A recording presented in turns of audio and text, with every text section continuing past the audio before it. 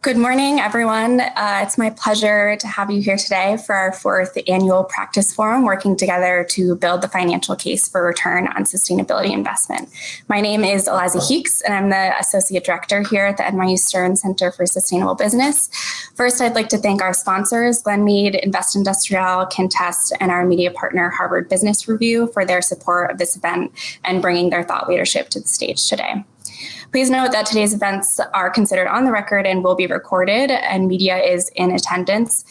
This also means that we'll be sharing information on social media, and recordings of the events will be available on our website in the coming weeks and will be emailed out to all registrants. While I'm sure this isn't the first virtual conference you've been to recently, I know we're all still adapting to the new environment, so I'll cover a bit of housekeeping. To navigate around this virtual event in Hopin, you can use the menu bar on the left-hand side of your screen with icons for the reception area, the stage, which is where I'm speaking currently, the sessions, networking, and research Q&A. When an event is occurring at either one of those locations, there will be a red icon that says live, indicating where to go. And if you get lost at any time, you can head back to the reception area to see which event is going on.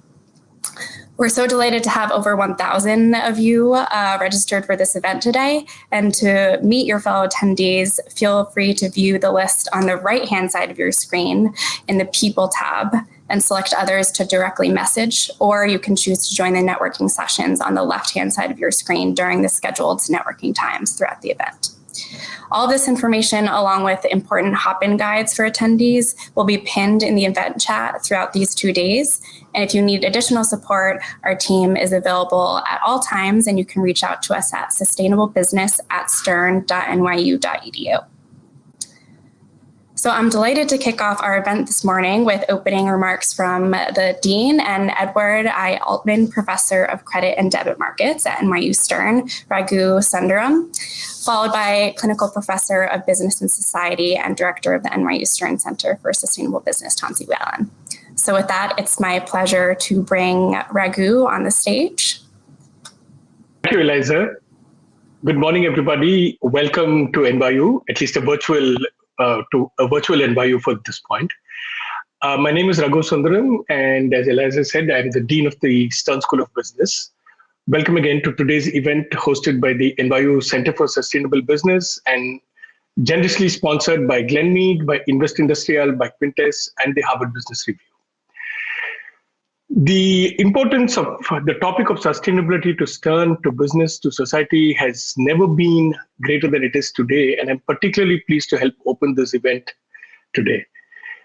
A year ago, I had the honor of opening the last version of this event. Some 200 of you joined us on campus, and those of you who were there might remember we were still about a week away from the lockdown that came, and there was a great excitement at being together in person, but also some degree of caution. Nobody was, I remember, shaking hands. We were all doing fist bumps. It took a week later. The city had gone abruptly into lockdown. The university went into lockdown. Our classes went virtual. Our students scattered all over the world.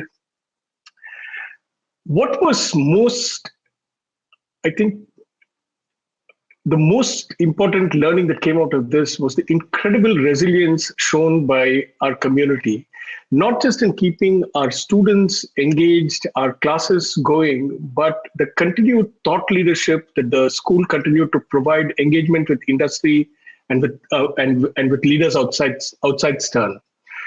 The Center for Sustainable Business led the way in this with the remarkable engagement they continue to show with both students and with industry, helping us all build a more sustainable future through cutting-edge research, through innovative business education, and most of all, through critical thought leadership. It's an honor then to have some of the country's leading corporate sustainability and sustainable finance experts join us for this conference. I have to put in a plug here for our students. We hope our students, and as you know, we have incredibly talented students. We hope our students one day will join your companies and will eventually assume leadership roles advancing the work that you have pioneered. Now, I mentioned a few minutes ago that sustainability is a topic that has never been more important for the world than it is today. And Stern has an incredible collection of experts who are leading the discussions around this topic. But even the most amazing group of experts requires leadership. And it is in that dimension, I think that Stern is most fortunate in having perhaps the most dynamic leader that one can imagine for this work. And that is my colleague, Tensie, Whelan, who many of you know, who heads the Center for Sustainable Business. It's under her leadership that during the pandemic, the CSB team transitioned so easily to working virtually to continue their robust education and research missions. I've heard repeatedly from students over this year and from many of our well-wishers who interact with the Center for Sustainable Business in terms of the amazing work they've continued to do. Today, the Center for Sustainable Business will unveil new research into the business case for sustainability, and you will hear from leading practitioners in the investor and corporate sustainability space. I hope very much you enjoy the conference and take the opportunity to connect with each other virtually. Next year, I hope very much to see you all in person. In many ways, Zoom has provided us with wonderful opportunities. Last year, as I said, there were about 200 of you at the conference. This year, as Eliza said, more than 1,000 people have registered for the conference. And there is something to be said for the reach that Zoom provides. Nonetheless, I will confess that I, for one, am looking forward very much to being back in person, and I look forward to seeing you all at next year's conference. With that, I'm pleased to turn it over to Tensie Whelan for her keynote address. Tensie?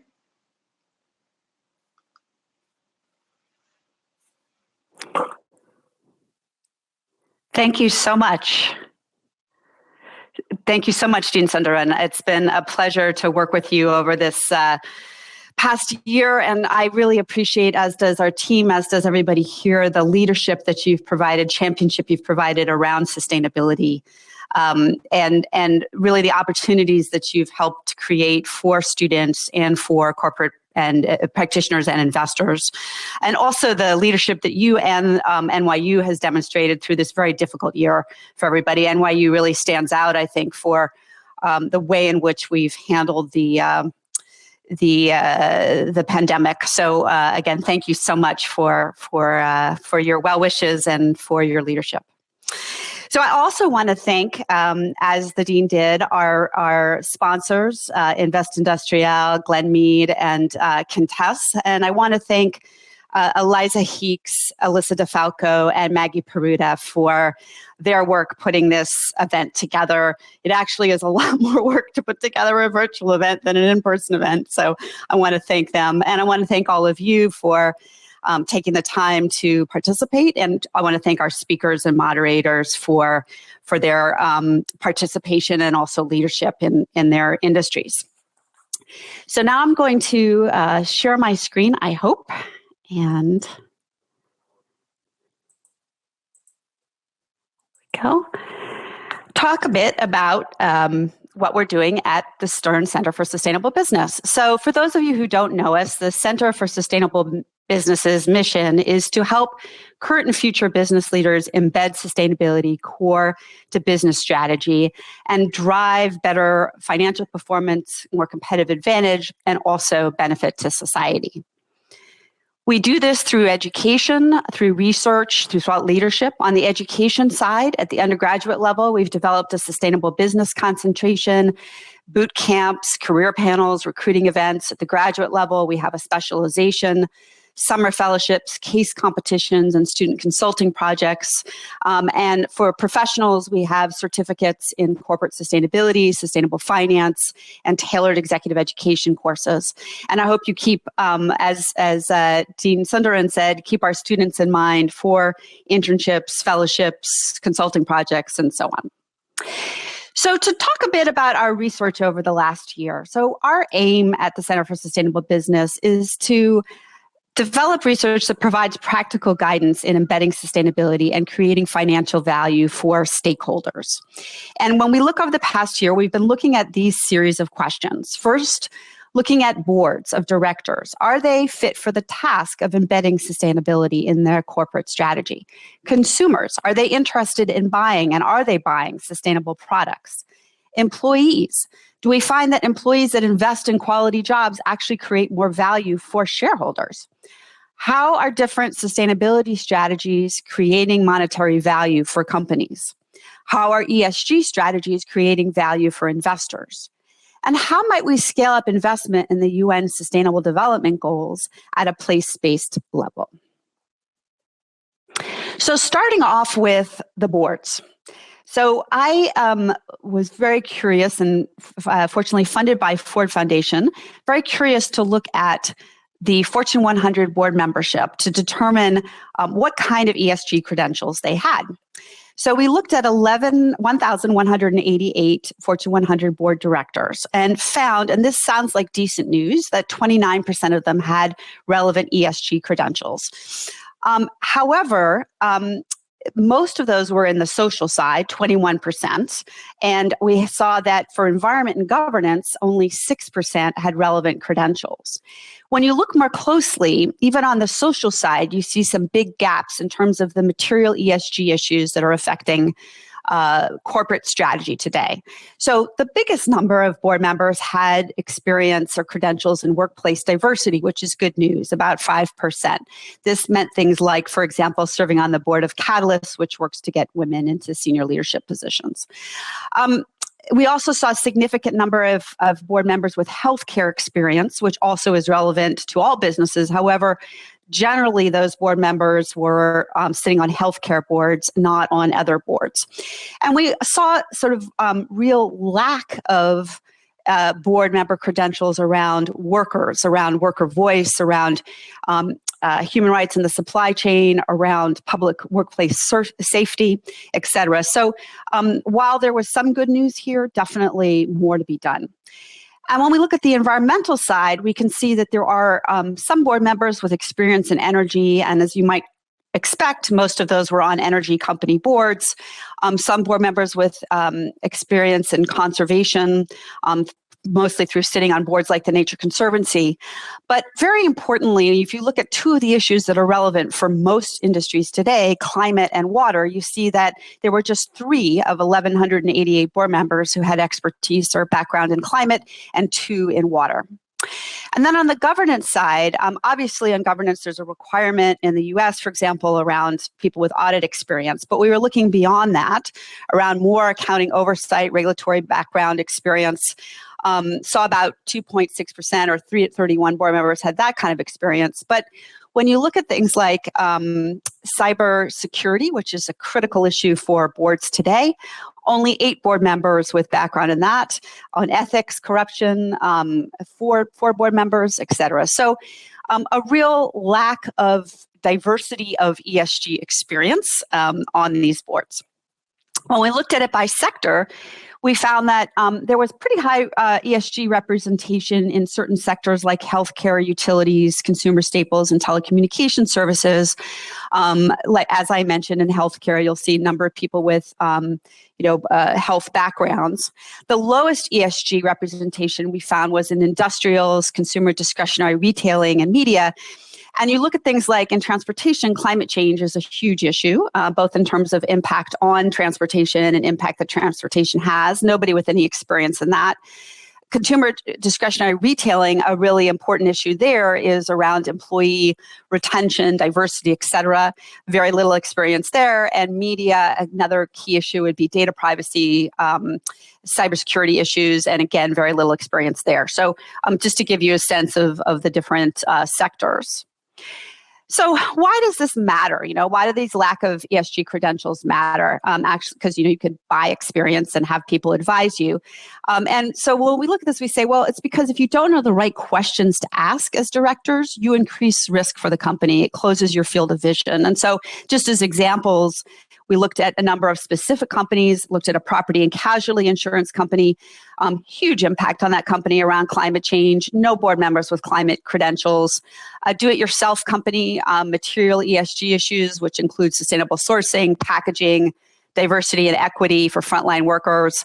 The company had a board member who had social credentials who left, and then 1 board member with E-credentials, recycled products. But what was interesting with this company is they actually explained what skills they thought were important for their board members on the board member bios, and not one ESG issue was mentioned as an important skill.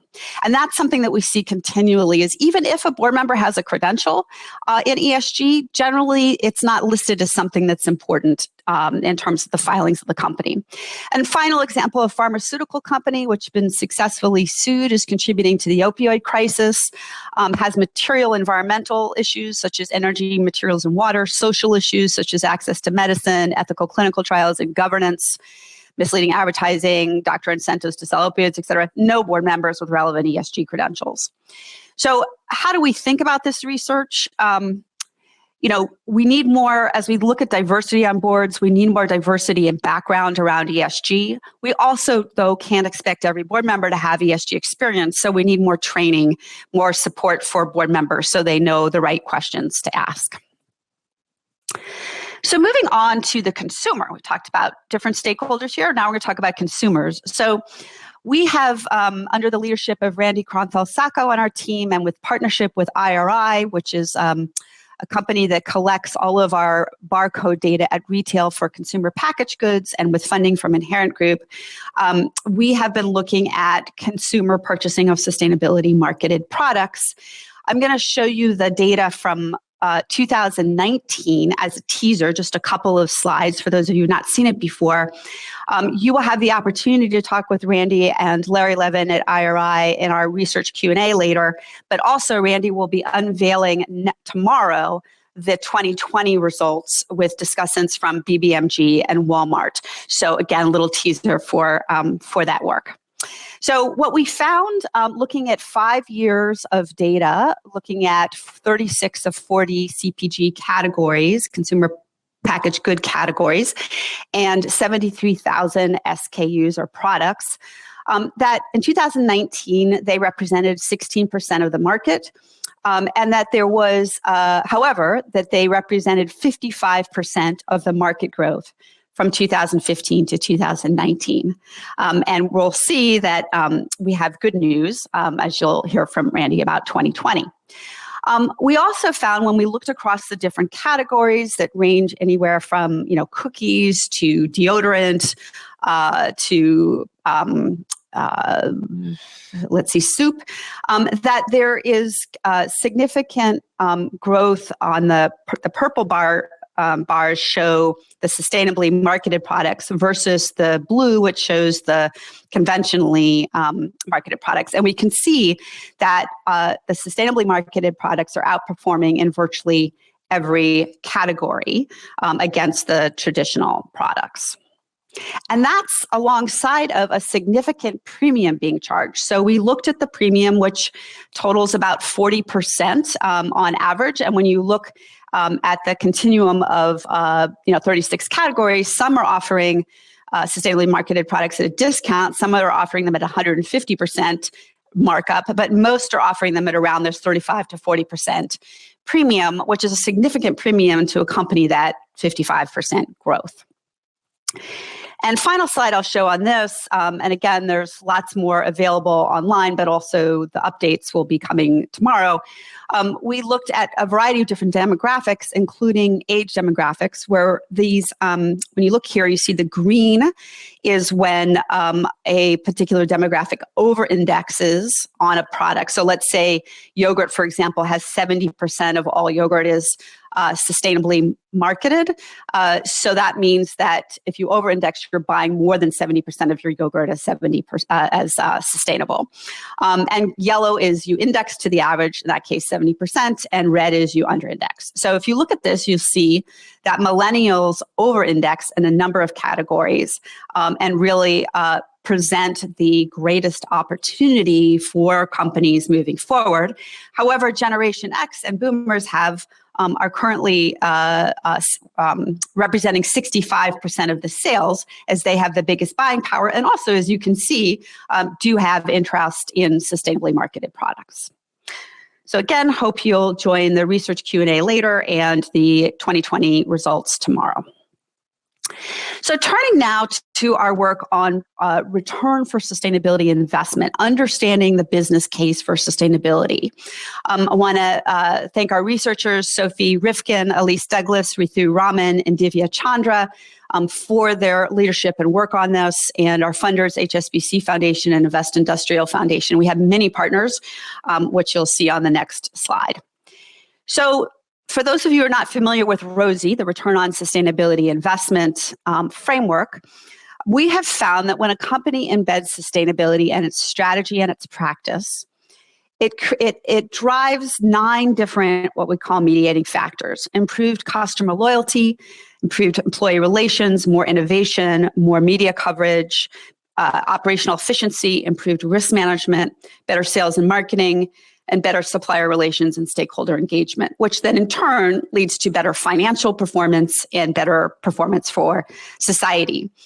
We've worked in the past couple of years with different sectors: the automotive sector, the pharmaceutical sector, utilities. If you remember last year, Capital Power presented on how they used ROSI to make a determination to get out of coal earlier than was required by the Canadian government. And so working with those sectors this past year, we then turned to work with the apparel sector. And let me walk through a bit about how we undertake this ROSI process.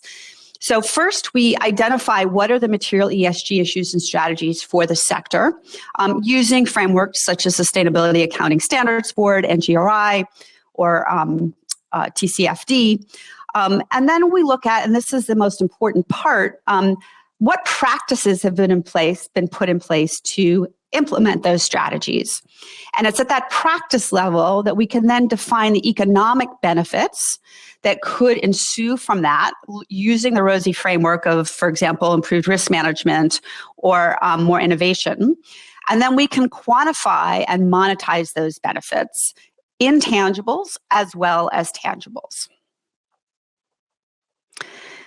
So working with a number of different companies and with support from HSBC, we developed last year a ROSI Sustainable Apparel Framework. And there'll be a full panel on this later today, so I hope you all join Sophie Rifkin and the 3 companies that we worked with, as well as HBC, for that conversation. There'll also be a breakout group where you'll go into a lot more detail. So again, I'm just going to give you a little teaser here. So here, for designing the framework, we looked across the entire value chain, from product development to raw materials, manufacturing, distribution, and then, of course, retail and consumer engagement. And then we identified what were the key sustainable strategies being employed by apparel companies. Across the top, you'll see 4 that are mainly focused on natural resource use, chemicals, water, energy, material waste. And then we also saw strategies related to sustainable raw material sourcing, circularity and innovation, employee and supplier well-being, and investing in sustainable brand marketing and communications. And Sophie and team will go through these in more detail. I'm just going to give you one example. So looking at a strategy around improving energy management, and to show you how we think this through, on the left-hand side are 2 practices that companies can employ around improving energy management. One is reducing greenhouse gas emissions. One is prioritizing lower carbon distribution methods. Of course, there are others. This is not meant to be exhaustive, but more kind of what some of the key practices are. And then we see under each part of the value chain, different ways in which those practices can be transformed into what we call sub-practices, such as investing in energy efficiency across much of the value chain, or sourcing more from renewable energy facilities, reducing travel commuting, et cetera. I'm going to show you an example under the prioritized lower carbon distribution methods, which Eileen Fisher engaged with us around. So Eileen Fisher decided back in 2015, as part of their climate commitments, to begin shifting their transportation mix away from air, at least partially, and towards sea and trucking. They brought us in to do that ROSI analysis, and what we found is that in 2019, the company spent around $1.6 million less in transportation costs due to that shift than they had in 2015. And in addition, we looked at what the cumulative societal benefit would be in terms of a social cost of carbon, which was around $150,000. Also, very interestingly, in 2020, due to COVID, the price of air transport went up considerably. So while Eileen Fisher's costs did go up in 2020, they went up far less than they would have had they not begun to make that shift away from aviation.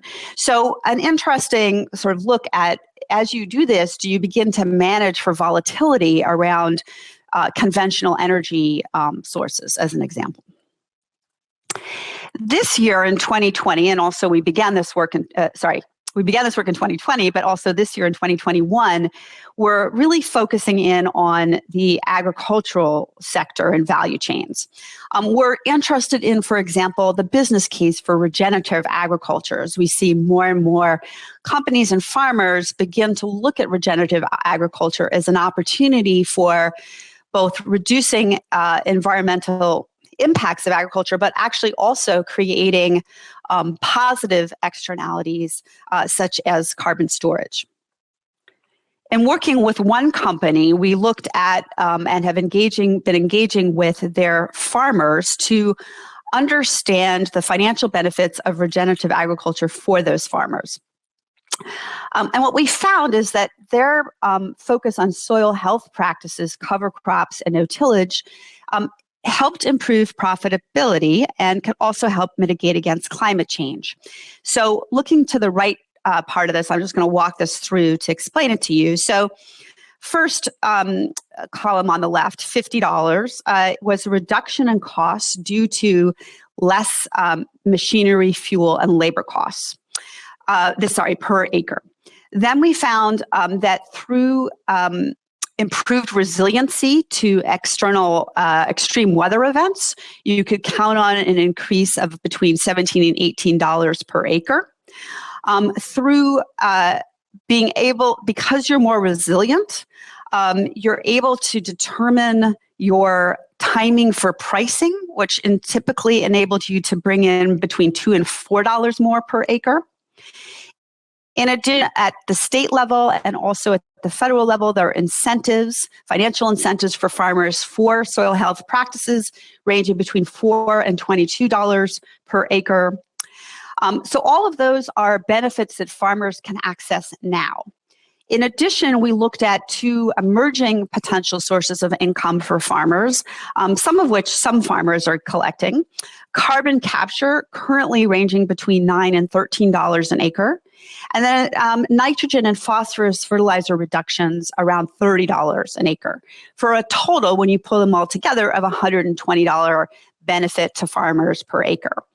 Now, this is very interesting analysis because these practices are currently utilized on less than 30% of U.S. farmland. So we hope that by continuing to do this research, we can be part of encouraging buyers and farmers to invest more in these types of practices. Another example around with another food company, we looked at the business case for a sustainable sourcing program focused on some key ingredients. And what we found here is that there were benefits to the company of improvements in sales and marketing through integrating sustainability more into their marketing efforts. Reduction in cost of capital due to perceived reduction of riskiness by investors, avoided costs associated with reduced risk in the supply chain, and increases in earned media. And the total benefits of the program estimated to be about $6 million in 2019 and expected to increase to around $10 million in 2025. So again, I hope that you will take the opportunity to participate in the apparel workshop later to learn more about what we're doing on Rosie. Another area of research is around quality jobs, and does investing in quality jobs provide better returns? Because we've seen through the shareholder primacy focus that oftentimes companies and investors will require companies to reduce their employee costs as much as possible through outsourcing, offshoring, automating, paying a low wage, whatever one can do to keep those costs low, as they generally are the biggest cost center for most companies. And we're curious, is that strategy really financially beneficial to shareholders as well as to stakeholders? Tracy Van Holt is the lead researcher with Carlos Restrepo. Our partners are for both intellectually and data are Arabesque, B-Lab, and Just Capital. And funders include Robert Wood Johnson Foundation, Prudential Financial, Arabesque, and Glenmead. So Tracy Van Holt has developed this quality job framework in order to really understand how quality jobs tie to both performance of companies and financial performance. We need to understand how to define a quality job. So we've defined or identified these 4 dimensions of what constitutes a quality job. Security, which means things such as safety and wages; viability, things such as the company reputation; equity, CEO to median worker pay ratio, or gender, ethnic, racial diversity; and flexibility, things such as employee training and work-life balance. This is not an exhaustive list of metrics, but to give you a sense of the different dimensions of how we defined a quality job.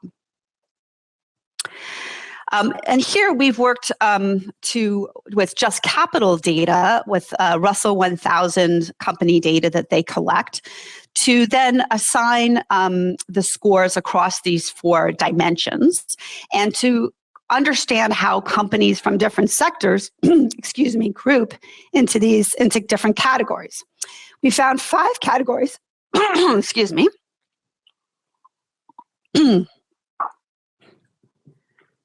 We found 5 categories with top quality job performers in the upper left-hand corner, which were generally larger companies of a variety of different types of sectors, with one of the poor groups being poor performance groups being a number 4, very low in security, but also large employers, for example, retailers and restaurants.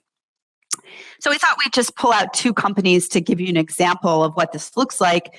So Etsy, who is an anomaly and would fit into your number 1 top QJ performers, although they are in the retail sector, they rank very highly on security, flexibility, viability, and equity, as you can see here, against the median. So, for example, security for Etsy is at 58, whereas the retail sector median is 32.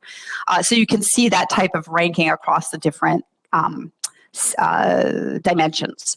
Then if you look at a company like Domino's in the restaurant sector, and this is typical, or actually it's one of the worst players in cluster 4, they're number 32 out of 35 companies in this sector that Just Capital has the data for, ranked number 35 by Just Capital. And you can see that their security ranking is 16 versus the restaurant mean, which is 35. And indeed, across all of these dimensions, they are rated lower than what is already a pretty low mean for the restaurant space.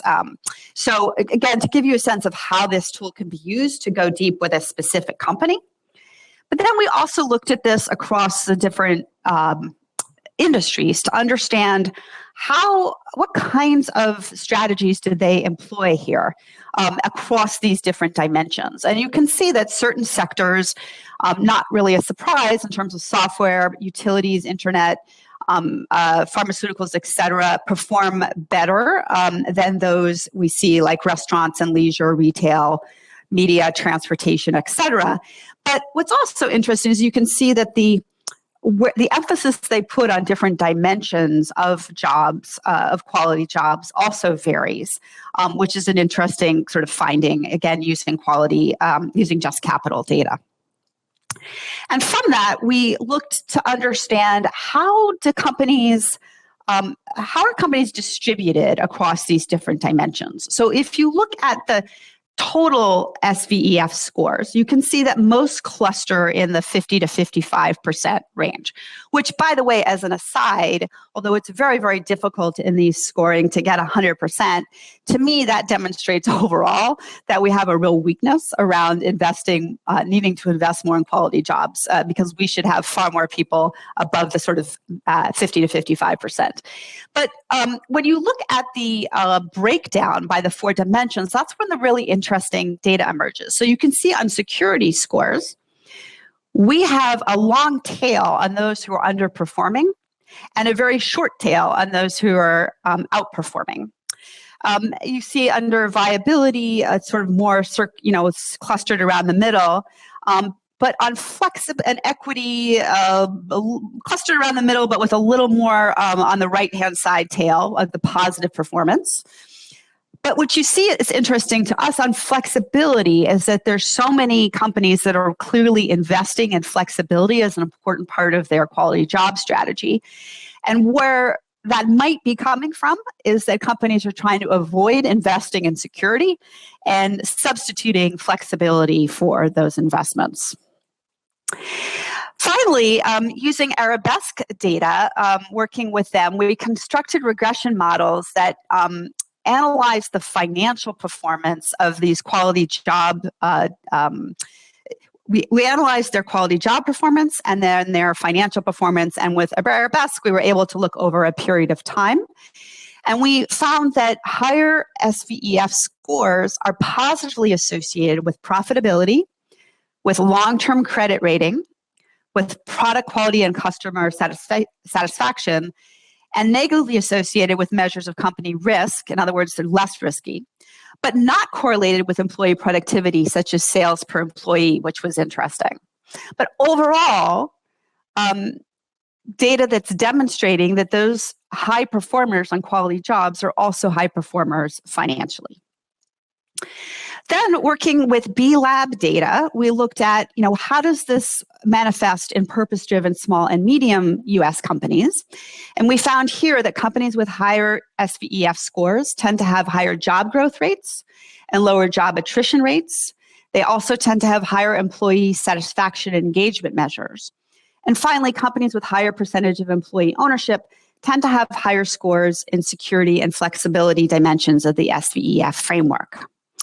I hope you will join Tracy and our friends from Just Capital and from Arabesque to talk about this research in the research Q&A afterwards. And again, I hope this was a good teaser for you for that. Another area of our research we just released a few weeks ago was an analysis, an update, an analysis of the academic literature around the correlation between ESG and financial performance. Ulrich Atz was the lead researcher here, together with Tracy Van Holt and Casey Clark from Rockefeller Asset Management. And we also appreciate the funding from Rockefeller Asset Management for the project. So the project built on 5 years ago was the last time that a meta-analysis on this topic was done in 2015. So we wanted to look at what has come out over the last 5 years, where we saw as many studies had been done as been done the prior 20 years. So there's clearly a lot of focus on this space. And we decided to approach this a bit differently in that we decided to divide the research or pull out the research from corporate analysis and investor analysis, because we felt that there were very different findings and approaches. And indeed, we did find that. So, for example, we found on the left-hand bar chart was focused on corporate performance. We also did a thematic deep dive looking at climate change. And we found that 58 and 57% of corporate studies on all corporate and then on climate change found positive correlation between ESG and financial performance. About 13% overall and 29% for climate had found a neutral performance. In other words, similar to conventional. Mixed means that there was a combination of positive, negative, neutral in that study. But what's very interesting is that really we only found 8% overall and 6% in climate that found a negative correlation between ESG at the corporate level and financial performance. So then we looked at the investor research. And there we found that 33% of the studies for overall investors found that there was a positive correlation, or alpha in other words, between ESG and financial performance. And in the climate, 43% found that. And on the 26% found that there was a neutral, in other words, performed similar to conventional investing strategies, and 22% on the climate change side of things. So a very strong finding for the investor space that if you're investing in ESG, you either have similar performance to conventional or outperformance. And then, as I mentioned, we had the studies that sort of had mixture. And then again, on the negative side, a relatively small percentage of studies found an actual negative correlation, 14 and 13% for climate. Finally, in terms of the highlights from these 1,000+ studies, some key takeaways. First, improved financial performance due to ESG becomes more marked over longer time horizons. Secondly, ESG integration as an investment strategy seems to perform better than negative screening approaches. It also appears to provide downside protection, as we've seen during COVID. Corporate sustainability initiatives drive financial performance due to factors such as improved risk management and innovation. Managing for a low carbon future does appear to improve financial performance, and ESG disclosure on its own does not drive financial performance. In other words, it's how you execute rather than just what you disclose. Final point here on the research is that one of the developments we saw on the corporate side is that I think the corporate research has gotten a lot more sophisticated. It's understanding the difference between CSR and embedded sustainability, for example. But on the investor side, the research is still plagued by some construct challenges. In other words, mixing different investment strategies like ESG integration or impact together, and a variety of other challenges around the data that I'm sure will improve over time to give us a better sense of what's going on here. So wanted to also give a little pitch here. Ulrich Atz will be available in the research Q&A to discuss the findings of this study. And then the final initiative I wanted to share with you was around Invest NYC SDG, which is our project around helping to scale up financing of New York City's commitment to sustainable development goals.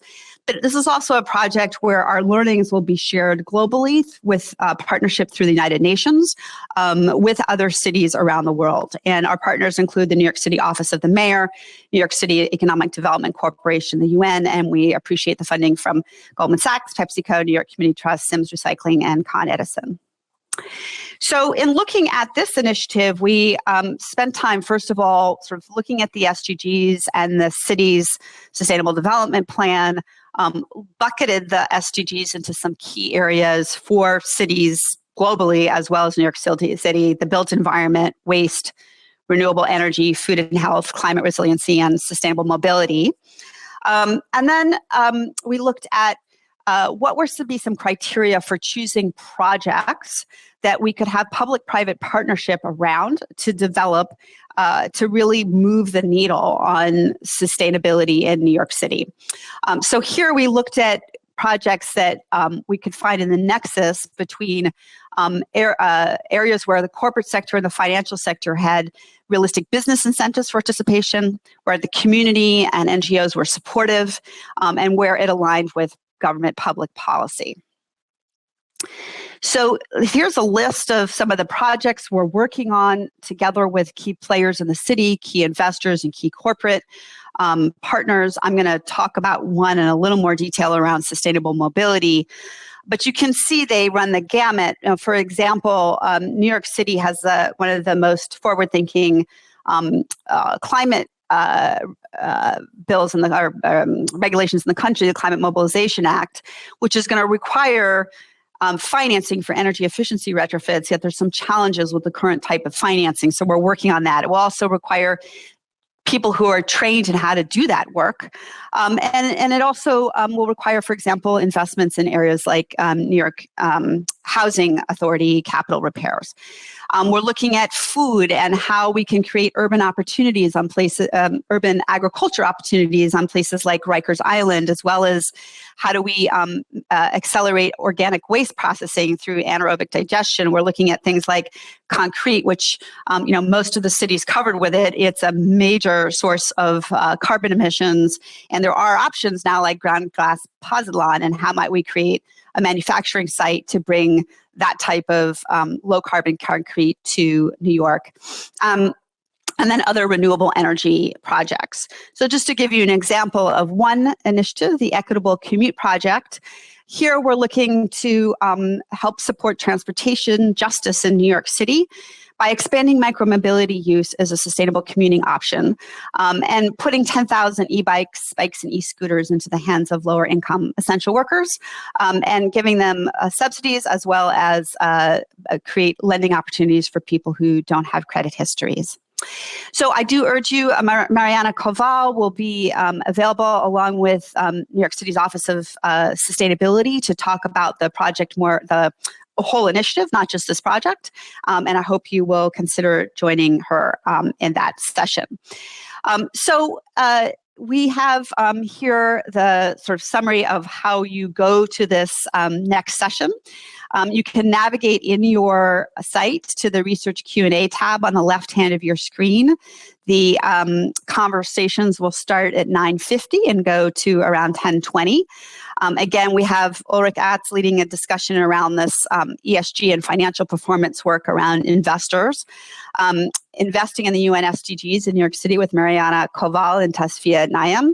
Quality Jobs and Worker Wellbeing with Tracy Van Holt, Todd Bridges, and Allison Omens. And the Sustainable Market Share Index with Randy Kronthal-Sacco and Larry Levin. And I think since we're almost at time, and you will have time to ask your questions of everybody in these research Q&A groups, I'm going to just end with saying I hope that our research is helpful to all of you. I want to thank all of our partners in this research, and I want to encourage you to get involved with us through our executive education programs, through bringing in students for consulting projects, interns, and jobs, and through potential joint research collaborations. So please do reach out to us, and we hope you enjoy the rest of your time here. Thank you so much. I will stop sharing my screen.